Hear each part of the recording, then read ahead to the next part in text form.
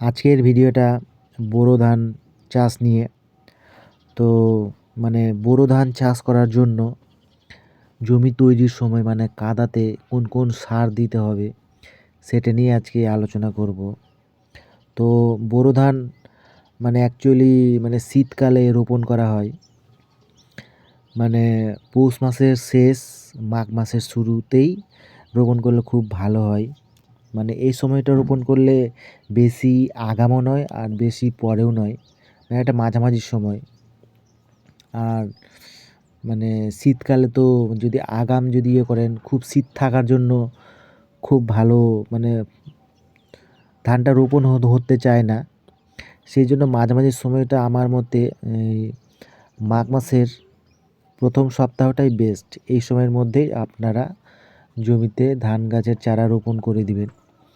তো এই ধানের চারা রোপণ করার আগে কাদাতে জমি তৈরির সময় যে ট্রাক্টর দিয়ে আমরা চাষ করি, তো সেই জমিটা ট্রাক্টর দিয়ে 2-3 বার ভালো করে চাষ করে জল দিয়ে কাদা করে তারপরে সেই কাদাতে সার ছিটিয়ে দিতে হবে।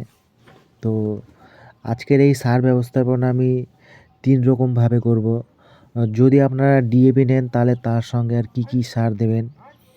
যদি আপনারা সিঙ্গেল সুপার ফসফেট নেন তার জন্য কি করবেন, আর যদি এনপিকে নেন তার জন্য কি দেবেন, তো সেগুলো নিয়ে আজকে আলোচনা করব। তো আমি যে সার ব্যবস্থাপনাটা বলছি এটা বিজ্ঞানসম্মত। এইভাবে করলে আপনাদের জমির মাটিতে খুব সুন্দর অনুপাতে সারগুলো থাকবে বলে আপনাদের বোরো ধানটা খুব ভালো ফলন হবে। তো যদি আপনারা ডিএপি দিয়ে চাষ করেন, তো ডিএপি বলার আগে আর একটা কথা বলে নিই, ধান চাষের মুখ্য যে 5টা উপাদান, ঠিক আছে? Nitrogen, phosphorus, potash, calcium, sulphur, এই 5টা মৌল লাগবেই। এই 5টা মৌলের যদি একটার ঘাটতি যদি এদিক ওদিক হয় তাহলে কিন্তু আপনাদের ফলন অনেকটা মার যাবে।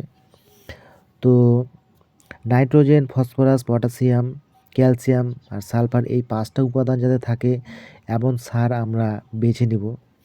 তো এখন বলছি ডিএপি দিয়ে যদি আপনারা চাষ করেন তাহলে কি কাদাতে দেবেন। তো ডিএপির মধ্যে আমরা ফসফেট আর ইউরিয়া, এই দুটো উপাদান কিন্তু আমরা পেয়ে যাচ্ছি, ঠিক আছে? তো এই ডিএপি দেবেন আপনারা বিঘা প্রতি 33 শতকে 20 কেজি। তার সঙ্গে জিপসাম দিবেন। এই জিপসামের মধ্যে ক্যালসিয়াম আর সালফার থাকে। তো এই জিপসাম দিবেন 7 কেজি। আর পটাশ, যেটা এমওপি, লাল পটাশ, লাল সার, সেটা দিবেন 8 কেজি। বাস, আপনাদের nitrogen, phosphorus, potash, calcium, sulphur, এই 5টা উপাদান কমপ্লিট হয়ে গেল। আর এর সঙ্গে যদি আপনারা কিছু সয়েল অ্যাপ্লিকেশনের জন্য অনুখাদ্য দেন বিঘা প্রতি 1 কেজি, যেমন অ্যাগ্রোবিন সয়েল প্লাস। আর হিউমিক অ্যাসিড যদি দেন তাহলে হিউমিক অ্যাসিডটা দিলে ধানের চারার শিকড় বেশি বৃদ্ধি হবে বলে মাটি থেকে সার রস বেশি সংগ্রহ করতে পারবে। তো হিউমিক অ্যাসিড 1 কেজি দিবেন, তাহলেই হয়ে যাবে। তো এই ছিল ডিএপি দিয়ে সার ব্যবস্থাপনা। এখন যদি সিঙ্গেল সুপার ফসফেট দিয়ে করতে চান তাহলে কি দিবেন।